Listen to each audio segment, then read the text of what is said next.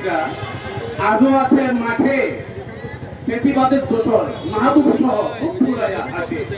আমার বুকটা ফাটে রে ভাই, আমার বুকটা ফাটে। হবে হবে বিচার, ফেসিবাদের কোন দোষর পাবে না নিস্তার।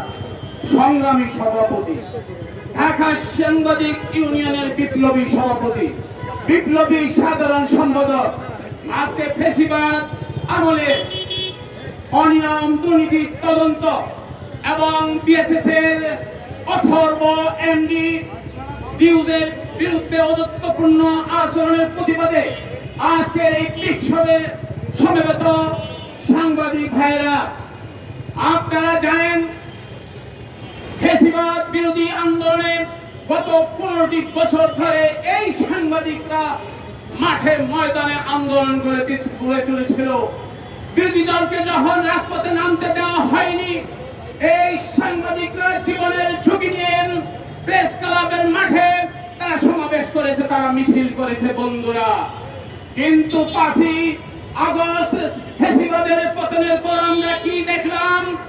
কোথা থেকে উড়ে এসে চলে বসলো এই মাহবুব মোর্শেদ, ফাঁকা চিবি দিয়ে ফাঁকা গলি দিয়ে ঢুকে পড়েছে।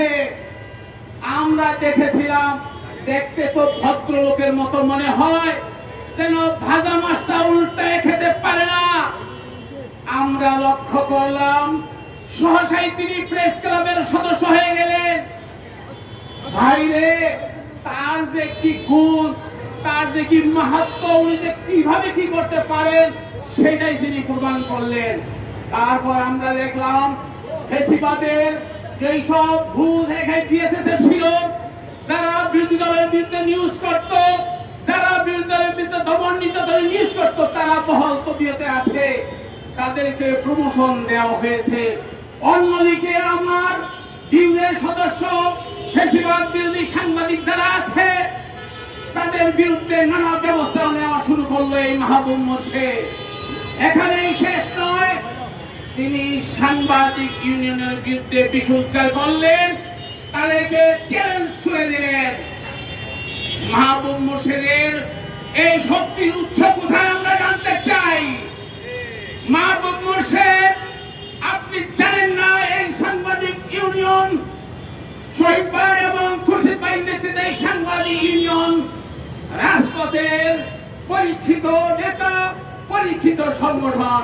আপনার মতন একজন এমডিকে ধরে টেনে খিচড়ে নামানো কোন ব্যাপার না আমাদের জন্য, কিন্তু আমরা চাই আপনি সসম্মানে এখান থেকে ফিরে যাবেন।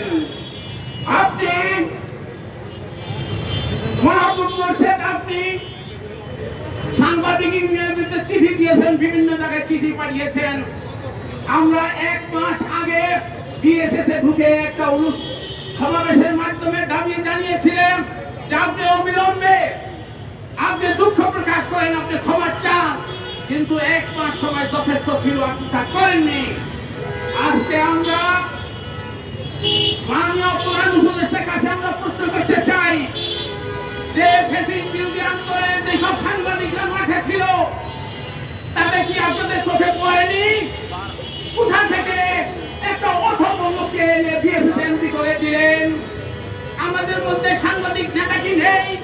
আমাদের মধ্যে পেশাদার সাংবাদিক কি নেই যাদেরকে বিএসএস এমপি করা যায়? আপনি নাও জানতে পারেন, আপনি একজন সম্মানিত ব্যক্তি, আপনার নোবেল লরিয়েট, আপনার তো তথ্য উপদেষ্টা আছে, আপনার তো প্রেস সেক্রেটারি আছে, আপনার সেই সেকশনের মাধ্যমে আপনি খবর নেন। এই মাহবুব মোর্শেদ ফেসিবাদের দোষরদের রক্ষার জন্য যে প্রকল্প গ্রহণ করেছে এবং আমার সাংবাদিকদের বিরুদ্ধে যে ব্যবস্থা গ্রহণ করছে, এটা আমরা কোনোভাবে মেনে নিতে পারি না। মাননীয় উপদেষ্টা, আমাদেরকে বৃহত্তর আন্দোলন থেকে ঠেলে দেবেন না।